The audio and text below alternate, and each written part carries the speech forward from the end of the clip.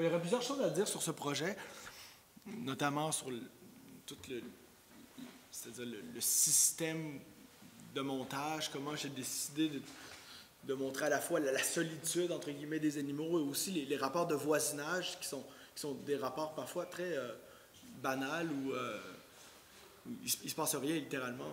Puis je pense qu'une des inspirations de l'œuvre, c'est une expérience personnelle que j'ai vécue il y a des années dans un parc où j'étais dans une petite cabane et j'ai vu un ours arriver d'un côté puis un porc-épic arriver de l'autre. Je me suis dit, quand ils vont se rencontrer, les deux broutaient et progressaient l'un vers l'autre. Je me dis, quand ils vont se rencontrer, ça va faire une explosion. Là. Je disais, il va y avoir, la chicane va poigner. Et finalement, quand ils sont arrivés très près l'un de l'autre, ils ont tout simplement tourné à 180 degrés tout en continuant leur activité. Ils sont repartis chacun de leur côté. Et c'est à partir de ça que je me suis dit, OK, la nature fonctionne, est pas mal plus banale qu'on peut le croire. Mais bon, une petite chose que je voudrais rajouter au sujet de ce projet-là, c'est que c'est évidemment une expérience assez contemplative, d'observation. Et j'aime bien, en fait, placer le regardant dans une posture un peu inconfortable, que ce soit en termes de bruit ou de... Je veux briser, en fait, le confort de l'expérience. Et je me suis dit, qui, en fait, dans la société ou parmi les humains, joue au quotidien, entre guillemets, ce rapport-là à l'expérience de l'attention, des petits détails. Je me suis dit, en fait, c'est le chasseur, donc, qui, dans sa cache, est en attente et vraiment s'étire les oreilles, ouvre grand les yeux, puis découvre des choses dans le paysage qu'on ne voit pas à premier regard. Donc, cette œuvre-là était une installation. Et en fait, c'est une recomposition. Attendez, je vais vous montrer la photographie. C'est plutôt ça que... Oh, ça, c'est une version. Il y en a une autre. On va revenir à ça.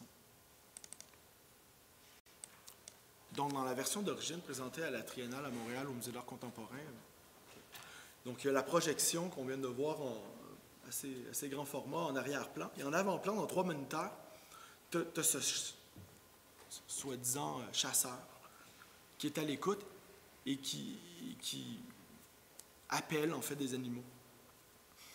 Il n'y a rien de synchronisé. Chacune des petites vidéos, je vais en parler tout en faisant jouer.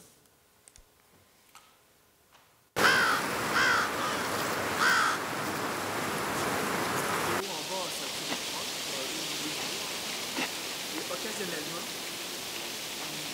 il lance des camps qui se retrouvent dans l'installation à se synchroniser naturellement avec toutes sortes de choses, à se synchroniser ou non avec différents éléments de la bande sonore du film arrière, du film qu'on vient de voir. On va laisser passer le moins un peu. Donc on se retrouve, nous, dans l'installation, à regarder la projection, mais à aussi être regardé par le chasseur, ce qui un peu dérange notre confort de spectateur.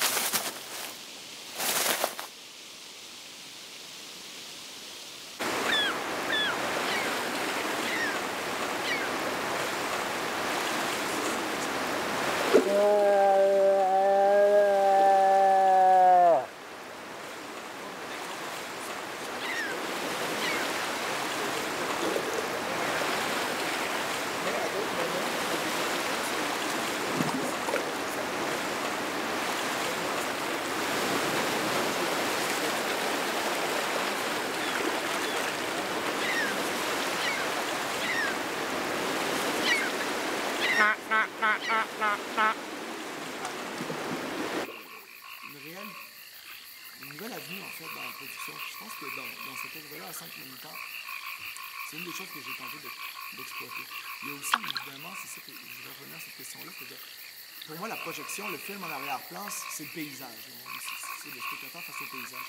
Et le contrepoint du paysage, c'est le portrait. Et l'histoire de l'art, c'est ce paysage-portrait, c'est une dynamique qui est constante. Donc, à la suite de ce projet-là,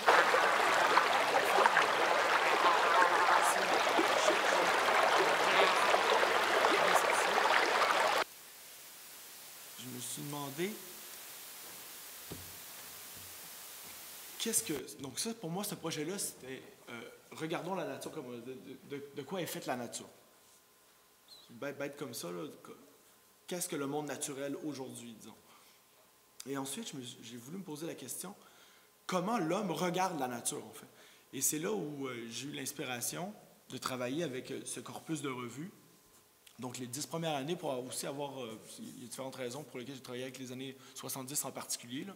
Le décalage, aussi, entre autres, au niveau de l'imprimerie, de la photographie, documentaire, tout ça. Mais j'ai trouvé, à mon sens, dans la revue Québec Chasse et Pêche, donc ce matériau-là qui est produit par les pêcheurs et chasseurs eux-mêmes, toutes les photographies de cette revue-là, comme c'est dit dans l'encart, en fait, sur le socle, c'est des contributions de cette communauté-là. Donc, c'était pour moi comme un système clos de gens qui disent, OK, nous, il n'y a pas de grand nous, mais c'est ça que ça génère, en fait, un grand nous. Voici comment nous regardons la nature. Donc, c'est à mon sens, l'origine, en fait, de cette œuvre. Comment l'homme regarde la nature, d'une certaine manière. Et, parce que là, je pense qu'il faudrait que je devrais clore un peu ma présentation, hein, parce qu'on déborde un peu dans le temps. Donc, cette question-là, c'est une des avenues de ma production. Il y en a d'autres. Je travaille sur le cinéma d'horreur aussi, toute l'ambiance, maison hantée, tout ça. C'est un autre volet. Et actuellement, la suite de ce projet-là n'est plus du tout dans le thème de la nature, mais ce que j'ai récupéré actuellement, c'est le matériau d'archives. En fait, c'est travailler avec un corpus fermé d'images imprimées et manipulées comme ça. La prochaine production de cet ordre aura lieu l'été prochain au symposium de Baie-Saint-Paul et je vais travailler à partir de la revue Mainmise, qui est je ne sais pas si des gens connaissent ça, c'est une vieille revue, on va dire, contre-culturelle du Québec, là, qui a existé je crois, de 78 à 84, un truc comme ça, à travers 71 numéros. Donc, je vais refaire cet exercice-là de découper chacune des revues, d'isoler les images. J'ai peut-être mal présenté le projet ici, mais c'est comme ça que ça s'est réalisé, à savoir, j'ai tourné chacun des numéros.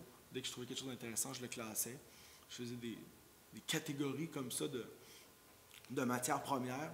Et ensuite, j'ai réinterprété en animation les images les unes à la suite des autres et je vais refaire un peu ce même exercice-là, mais à partir d'un tout autre matériau qui est le Québec contre-culturel des années fin 70. Là. Voilà, je pense que ce serait ma conclusion. Ouais.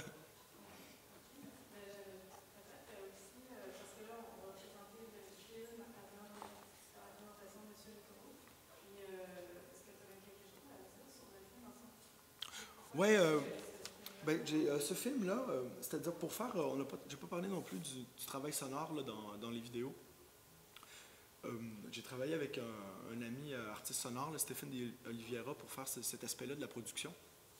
Et puisqu'il s'agissait d'un matériau d'archives visuelles, on s'est dit que la matière première, en fait, des bandes sonores devrait être aussi des archives sonores. Un peu de la même époque, et je me suis mis, entre autres, à ratisser les vieux documentaires sur ces thèmes-là de l'ONF. Et dans la recherche, en fait, je suis tombé sur ce film-là, À la pêche, non, n'est-ce pas, c'est ça le titre? À la pêche, exactement. Histoire de pêche? Qui est, vous allez voir, mais c'est un document vraiment curieux, là, où, en fait, on confronte différents points de vue, parce que souvent, en fait, je pense que ça se passe principalement à Montréal, là, les pêcheurs, c'est des pêcheurs qui vont au bord de l'île. Puis il y a cette vieille problématique-là où, finalement, les pêcheurs réalisent c'est des gens qui travaillent pour beaucoup, en fait, pour certains qui montent dans le film, qui travaillent à l'usine, puis des espèces de contradictions-là où le week-end, tu pêches dans le rivière, puis tu sais que la job, c'est pas leur contradiction à eux, en fait, mais c'est une contradiction de société, on peut dire. Là. La semaine, tu pollues la rivière que tu pêches la fin de semaine. Vous allez voir que c'est un document assez intéressant, puis je pense qu'il est assez pertinent, en fait, là, en rapport aux thèmes, certains thèmes écologiques ou environnementaux là, qui reviennent dans l'installation. Là.